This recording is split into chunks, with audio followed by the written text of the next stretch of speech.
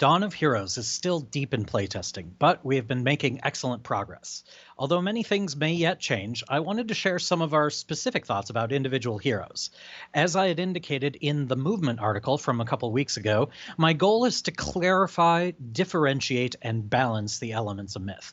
I do not want to change how they feel to play, except to make them feel more like that. So many years ago, a friend of mine taught me a definition of broken in terms of gaming that has stuck with me. He said that a game element or strategy is broken if a player feels that they must either always include it or assume that someone else will. This is certainly true in competitive games, such as wargaming, which he was talking about, but it can be true in cooperative games and RPGs as well. An example of this in classic myth is how drastically the game changes based on the presence or absence of the Acolyte. Healing is strong in any game that has it, but usually there's a trade-off. Bringing a healer means you are taking things more slowly and cautiously. You sacrifice speed for safety, and that becomes a strategic decision.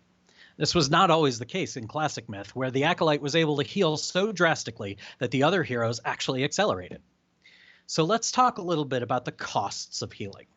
So in the same way that bringing the Acolyte should be a choice rather than a requirement, the Acolyte's own healing should always be a trade-off. So let's look at a bread and butter healing card of the Acolyte, and we're going to compare its 2.0 version to the current beta version in Dawn of Heroes.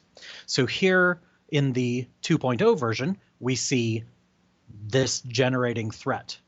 Now, in the current beta version in Dawn of Heroes, the card actually generates a loss of vitality. So healing, along with some powerful attacks, now has a much more direct and personal cost for the Acolyte. Losing vitality may seem extreme, but it is now part of the rhythm of playing the Acolyte. He now has cards specifically geared towards healing himself, as you can see in the new secondary effect of Prey. So the Acolyte in Dawn of Heroes will need to change stances regularly from round to round because most attack and healing cards favor the aggressive stance, while most self-restoring cards favor cautious. We want this rhythm to flow naturally from the cards, but we also want it to be something that players can practice and improve. We don't want playing the healer to be boring. We want it to be accessible enough for new players, yet challenging enough to engage experienced players.